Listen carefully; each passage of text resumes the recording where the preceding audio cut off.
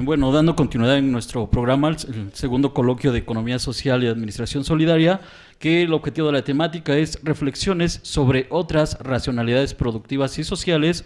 En esta ocasión tenemos la oportunidad de contar con los doctores, la doctora Roxana Muñoz Hernández, el doctor Ángel Wilhelm y la doctora Abigail, los tres de la Universidad Autónoma Metropolitana en su unidad Xochimilco, que hoy día nos comparten su conferencia Reflexiones alrededor de la inclusión de las personas con capacidades diferentes en el empleo formal en la Ciudad de México. Considerando del tiempo, tenemos aproximadamente 25 minutos para su presentación. Les cedemos el micrófono. Okay. Bienvenidos a la UAM Azcapotzalco. Muchas gracias, Jesús. Buenos días. La plática que vamos a comentar con ustedes está, como acaba de mencionar Jesús, es reflexiones alrededor de la inclusión de personas con capacidades diferentes en el empleo formal de la Ciudad de México. Entonces, si quieres pasar los objetivos. Bueno, esta es la orden de exposición, pero sigue. Ahí está. Entonces, el planteamiento del problema, bueno, empezamos a interesarnos por este grupo de personas vulnerables, que son aproximadamente 7.7 millones de personas en todo el país, de las cuales más del 50% hay un error ahí de dedo, más del 50%, el 75% de las personas con capacidades diferentes se encuentra en situación de pobreza. Y parte también del planteamiento del problema es que es conocida la discriminación, exclusión, restricción basada en la discapacidad, que tiene el efecto de impedir o anular el ejercicio de los derechos e igualdad de oportunidades. El objetivo de la plática es indagar sobre las estrategias de inclusión laboral de las organizaciones civiles para las personas con discapacidad intelectual. Las preguntas de investigación que seleccionamos son las siguientes: ¿cuáles son las obligaciones del Estado mexicano en materia de derechos humanos y discapacidad e inclusión laboral? ¿Cuáles son algunas de las estrategias de inclusión laboral promovidas por las organizaciones civiles para personas con discapacidad intelectual? ¿Cuáles son las redes organizacionales que se establecen entre las organizaciones civiles y las empresas para llevar a cabo su estrategia de inclusión laboral? Bueno, esa sería la primera parte de la plática, y luego pasaríamos al marco referencial de los sistemas universal de los derechos humanos. Claro. Bueno, quisimos rescatar en primer lugar cuáles son los estándares internacionales de derechos humanos que están considerando la situación de las personas con discapacidad. Es importante tomar en cuenta que en el sistema de derechos humanos existen 4 sistemas, de hecho: el sistema universal, el sistema interamericano, el sistema europeo y el sistema africano. Por nuestra cercanía y por considerarlos como estándares internacionales, precisamente, para nosotros nos compete más tomar como referencia el modelo del Sistema Universal de Derechos Humanos y el modelo del Sistema Interamericano de Derechos Humanos.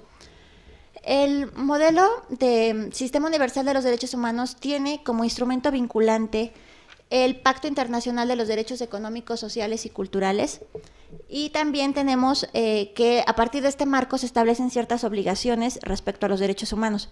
Es importante que nosotros tomemos en cuenta que a partir del año 2011 en México se dio un avance muy importante en materia de derechos humanos, porque justamente en ese año ocurrió una reforma en la Constitución Política de los Estados Unidos Mexicanos.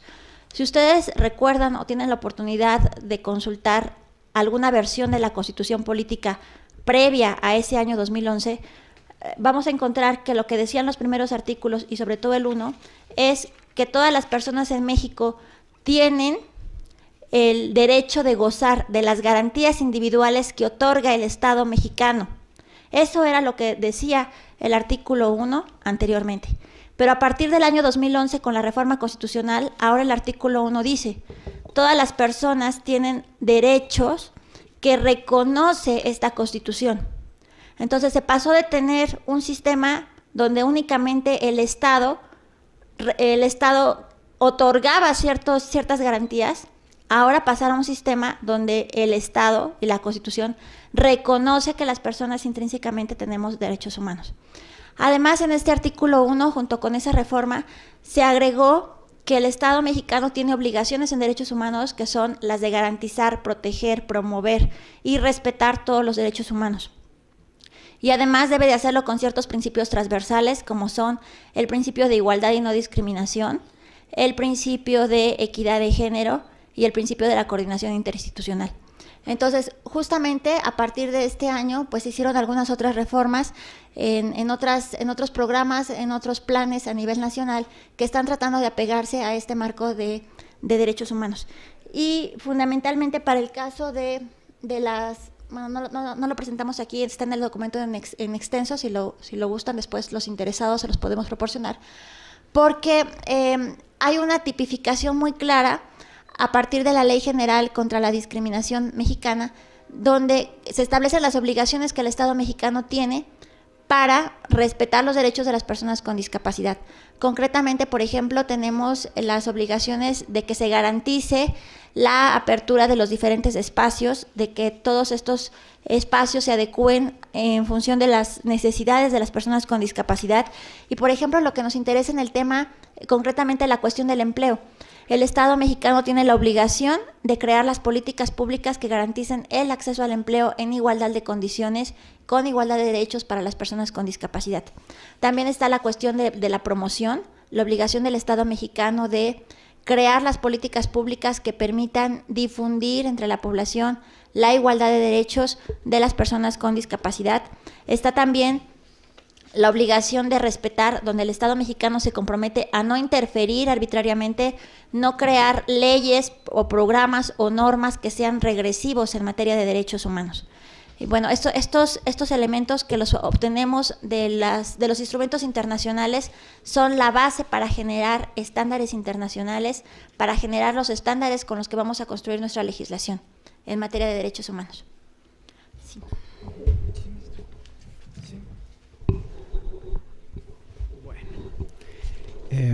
Bueno, buenas tardes. La idea de este trabajo que los tres estamos construyendo, de hecho lo que estamos presentando es un primer bosquejo de cómo abordar la problemática de la inclusión laboral para grupos en situación de vulnerabilidad. Mi compañera Abigail nos expuso en general el marco legal y evidentemente cuando nosotros estamos hablando de empleo, este empleo donde se materializa en organizaciones, entonces no estamos hablando nada más de empresas, sino también otro tipo de organizaciones que pueden dar empleo a estos grupos vulnerables. Nosotros hicimos, dado que este es un primer acercamiento, en la tercera parte de esta exposición, Roxana nos comentará ya en concreto 3 casos, pero antes de llegar a ello, nos dimos a la tarea de hacer una búsqueda de cuáles son las experiencias en términos ya reales de organizaciones, cómo se maneja la inclusión. Vimos que realmente la comunidad científica, hablo específicamente de administración y organizaciones, es escasa. No hay mucha literatura que aborde en concreto cómo incluir, más allá del marco legal, a grupos en situación de vulnerabilidad. Lo que nosotros encontramos, y esto es lo que ahorita estamos presentando, modelo, pero no estamos pensando un modelo como algo totalmente rígido, sino como una propuesta metodológica, eso es como lo llamaríamos.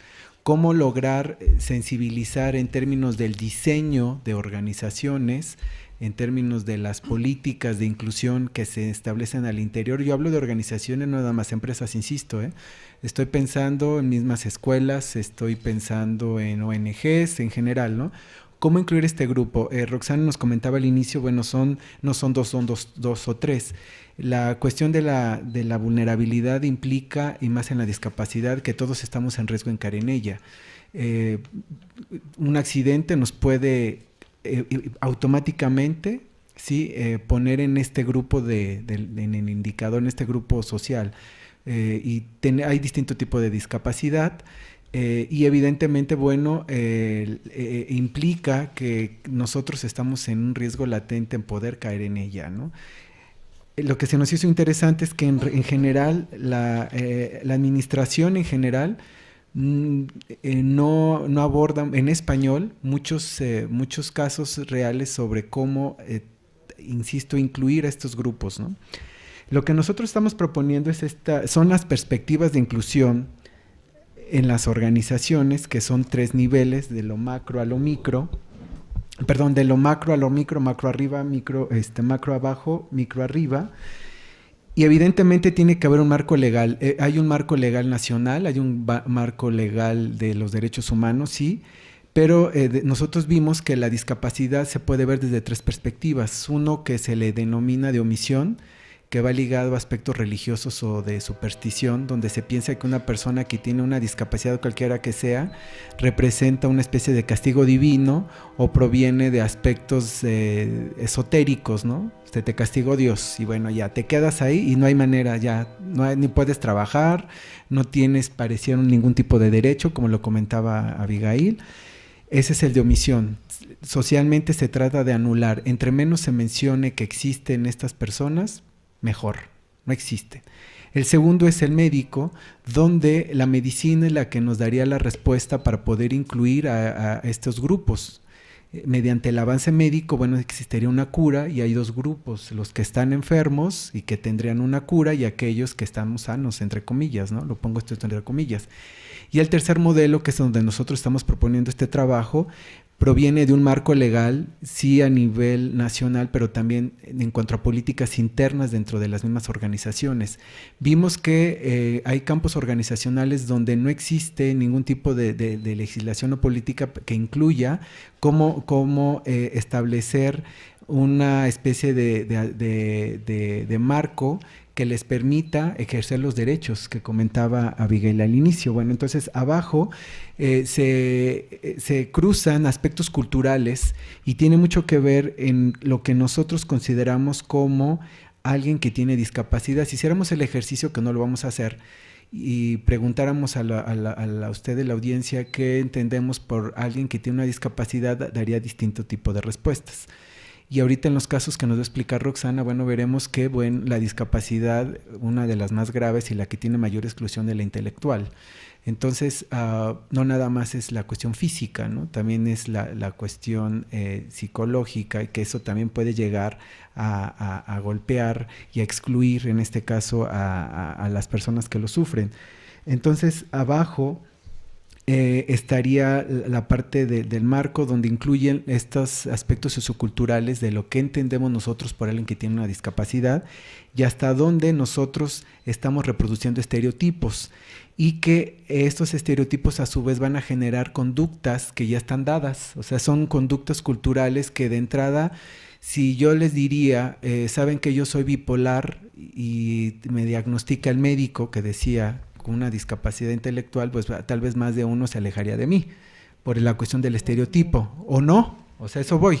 El estereotipo es condicionante, o acerca o aleja. Normalmente en culturas como las nuestras los estereotipos alejan, y más ahora con todo esto que está pasando en el mundo. Usted ve a alguien que tiene una barba y un turbante, terrorista. O sea, eso es a lo que voy. Son los estereotipos que van reproduciendo estas conductas que van en la parte baja de estas perspectivas. La segunda, que es la organizacional, donde nosotros vemos que hasta dónde existen espacios diseñados para dar acceso, y no nada más a silla de ruedas, porque usted no es nada más la banqueta, o sea, en general, aspectos dentro del trabajo que puedan ofrecer tanto seguridad, y también disminuir los riesgos para sufrir lesiones y caer en accidentes que a la vez puedan generar otro tipo de problema, ¿no? Flexibilidad en las jornadas de trabajo. Actualmente, por los ritmos de precarización, vemos que existe... Ay, la batería se está agotando. Así, bueno, ahí va. Bueno, ahí está, no importa, yo sigo. Ya. Donde la cuestión de la flexibilidad laboral en los países avanzados, lo que se busca es tener jornadas de trabajo escalonadas, que exista una especie de convivencia en distintos grupos. Entonces, algunos que pueden ofrecer un riesgo los tienen en unos horarios, otros los tienen en otros y tal. Eso permite Personas que estaba leyendo un artículo que tienen problemas de trastornos del sueño, cubren turnos en la noche, por ejemplo, y que no ocasionan ningún tipo de problema en otros. O sea, este tipo de políticas que estarían diseñadas desde recursos humanos, ¿sí?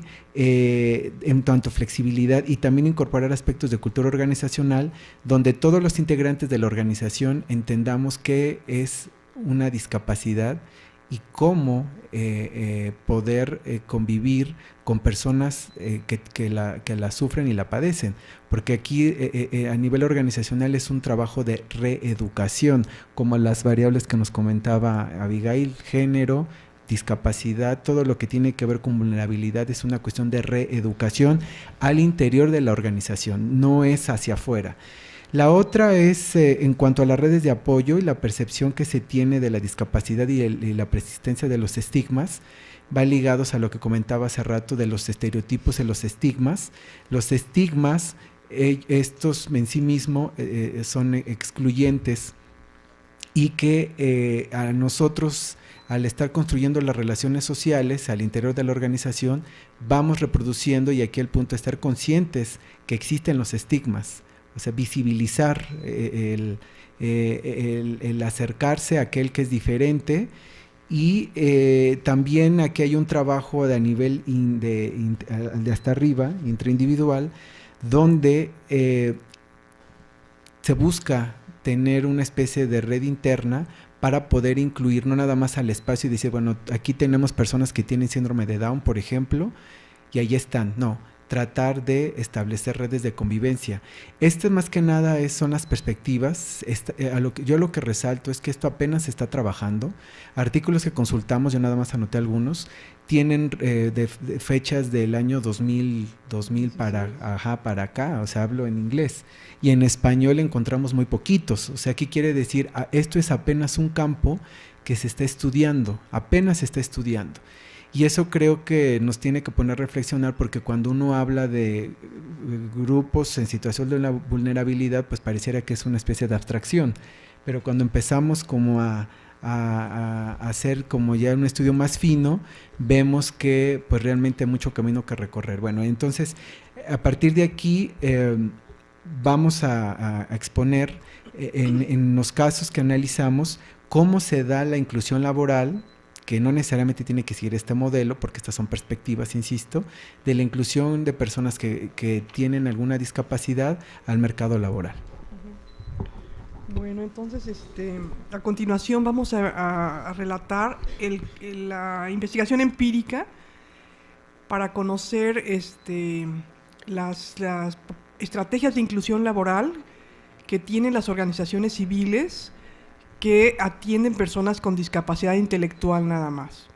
Esa sería la búsqueda que hicimos, es nada más sobre discapacidad intelectual. Entonces elegimos 3 organizaciones civiles. Una es Fraternidad Sin Fronteras, la otra es Centro Psicoanalítico Monte Albán y la otra es Downies, Gente Excepcional. Son 3 organizaciones civiles que atienden personas una con síndrome de Down, otra con pacientes psicóticos y la otra con personas con retraso mental leve y severo. Entonces la pregunta es cómo estas organizaciones civiles, además de tienen modelos de atención para atender desde luego a estas personas, pero han cambiado de paradigma en el sentido de que están también preocupados porque se inserten laboralmente estas personas. Entonces la pregunta es cuáles son las estrategias que han desarrollado estas organizaciones civiles para incorporar a las personas con discapacidad intelectual al empleo formal e informal. Entonces ellos han desarrollado las 2 estrategias. Por un lado, el empleo informal. En el empleo informal, las propias organizaciones civiles han hecho talleres al interior de sus organizaciones donde las personas con discapacidad intelectual elaboran diferentes objetos que pueden ir desde cuadernos, hacen encuadernación, pueden ir de bisutería, pueden ir también de tejidos y inclusive comida. O sea, todos esos talleres los tienen este tipo de organizaciones para que las personas con esta discapacidad intelectual tengan ese trabajo informal y vendan sus productos al exterior. ¿no? Por ejemplo, la organización Downy tiene una producción de 60,000 tamales mensuales hechos por estas personas que tienen esta discapacidad intelectual. Pero no solamente se ha quedado ahí, sino en el empleo informal, sino también han buscado el empleo formal, y esta es la parte que podríamos ver. Ahí están las tres organizaciones que trabajamos, pero si quieres, la siguiente. Es interesante ver cómo la capacitación que da una de ellas, que se llama Downy's Gente Excepcional, no solamente se dedica a buscar empleo informal, a ocuparlos en el empleo informal, sino también en el empleo formal. Entonces ellos capacitan a las personas con esta situación, que tienen esta condición, en este caso síndrome de Down, y los relacionan con las empresas privadas que los ocupan, pero para lo cual hacen todo un modelo de capacitación, como lo pueden ver hay fábrica visual con fotografía de cada uno de los procesos, dividida por áreas específicas de producción. O sea, las personas que están en la organización civil Downy's van y toman fotografía de todos los procesos para que los jóvenes que van a entrar a esa empresa tengan un aprendizaje anterior antes de entrar a la empresa. Luego, proceso de capacitación de 7 horas diarias, realizado todos y cada uno de los procesos y actividades que se llevan a cabo. En este tipo de organizaciones se solicita que las personas que tengan esta situación, discapacidad intelectual, asistan de 8 a 5, porque desde el momento que están llevando ese horario, es el horario de trabajo generalmente, entonces desde ahí empiezan ellos a tener esa disciplina de tener un horario de trabajo, y dentro de esa organización los capacitan. Y también ahí hay un error, dice relacionarse con personas sin discapacidad, ahí está, fue un error en el cuadro, es sin discapacidad en su actividad diaria, trabajo coordinado con las familias, módulo de autonomía de la vida diaria y cursos de capacitación laboral. Esto es todo lo que es todo un programa que desarrolla este centro Downy's para capacitar a las personas con esta condición. Pero lo interesante aquí, que la integración de las personas con discapacidad intelectual implica no solamente la capacidad de la persona, sino la capacitación de la empresa misma, de los supervisores, de los jefes, para que incorporen a personas con esta condición. Esos serían los tres casos que tenemos de cómo las organizaciones civiles han cambiado su objetivo, y no solamente dedicarse a modelos de atención para las personas con esta condición y sus familias, sino también buscarles empleo, tanto informal como formal.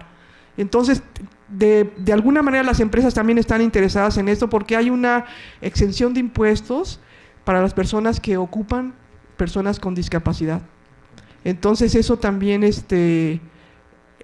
promueve que se hagan estas redes entre la organización civil, la organización que capacita y la empresa. Son tres, es una red de tres: una que atiende a las personas con discapacidad intelectual, otra que los capacita y la misma que los reúne y los incorpora a las empresas privadas. ¿Querías comentar algo? Sí. Muy rápido que nos queda. Yo resaltaría algo en términos ya bueno, yo soy de formación administrador y de formación, me gusta mucho ver cómo han establecido estrategias las empresas y las organizaciones en términos generales para distintas cosas, específicamente para la inclusión de estos grupos. Lo que nos llama la atención es que las organizaciones civiles son muy flexibles en sus estructuras, y por un lado siguen el modelo de reinserción, que viene desde el siglo pasado, ¿no? Tienen una atención médica que les comentaba al inicio, pero acá lo interesante es que establecen una especie de organizaciones nodo, que a su vez sirven como centros de capacitación, o que en otras de las organizaciones que estudiamos se les llama casas de medio camino.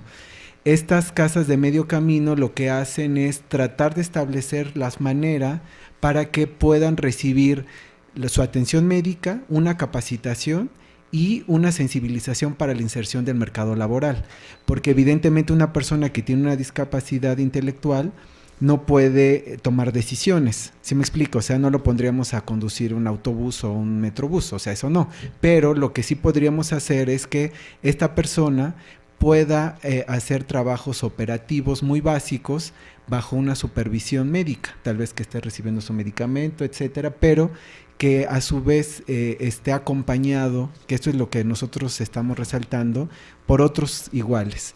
O sea, esta figura de acompañamiento donde se le inserta a la persona, pero dentro de un modelo de reinserción colectivo. Vaya, esta parte de supervisión dirigida es lo que tienen las organizaciones civiles, porque a su vez también, por ejemplo, Downey tiene un contrato con empresas, más allá de las cuestiones legales, de extensión de impuestos, donde la empresa se compromete a contratar a personas, en este caso que tienen Down, para que no se les hagan un trabajo como cualquiera de nosotros, sin que tenga la etiqueta de, bueno, tiene Down, pobrecito, no sé qué, no. Sí, acá adelante, ahí están, ajá. No, sino que se pueden hacer cierto tipo de actividades o tareas tal vez muy mecánicas, pero que eso lo puede hacer cualquier persona sin que tenga, a lo que hablaba hace rato, una etiqueta de que tiene una discapacidad. ¿Sí me explico? O sea, esta parte implica un cambio paradigmático, y con eso ya nos acercamos a las conclusiones, que representa desde la sensibilización. Por eso nosotros estamos trabajando este tema, sensibilización. O sea, no dejar, bueno, si están ahí hay que se queden, no. Simplemente establecer mecanismos para la inclusión, que los hay, porque no nada más es darles un trabajo porque sí, no, sino hay una serie de metodologías que se está llevando. ¿Y quién nos están enseñando eso? Las organizaciones civiles.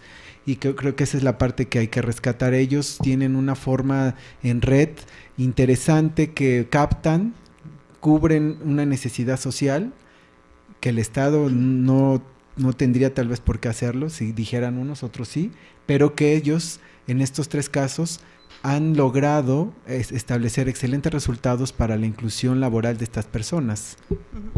Un comentario también, yo en una ocasión pregunté a Downey si se podría considerar que son empleos protegidos, y me dijeron que no, que justamente no debía yo mencionar de empleos protegidos, porque ellos lo que quieren es que sea una persona con sus derechos laborales normales. Por eso lo están capacitando para tener un horario de 8 a 5, que pueda desarrollar, por ejemplo, el caso que estamos viendo, ¿no? Que pueda desarrollar algún programa en la computadora, que sea un empleo formal, y que las empresas, el trabajo que ellos hacen es contactar empresas que sí acepten estas personas con discapacidad intelectual y que tengan, no un trabajo muy complejo, pero trabajos que puedan ellos desempeñar, porque además las empresas ganan al emplear personas con esta discapacidad, al tener su exención de impuestos, a veces hasta el 100%.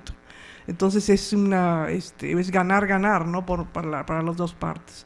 Bueno, y nos acercamos de hecho ya a las conclusiones, a las reflexiones finales más que conclusiones, porque es un trabajo inicial y no podemos concluir completamente, pero comento un poco esta parte final. Y nos encontramos con el surgimiento de organizaciones civiles en el campo de la salud mental. En el campo de la salud mental, que no solamente se ocupan de desarrollar modelos de atención a las personas con discapacidad intelectual, sino que fomentan una nueva cultura de dignidad e igualdad de oportunidades para las personas con discapacidad intelectual. Se trata, nos dicen, de cambiar de paradigma, donde la concepción de la persona con discapacidad intelectual pase de ser una persona a la cual se le aísla por su falta de capacidad para aprender y relacionarse con su medio, al de una persona con competencias sociales, de cognición y de autonomía.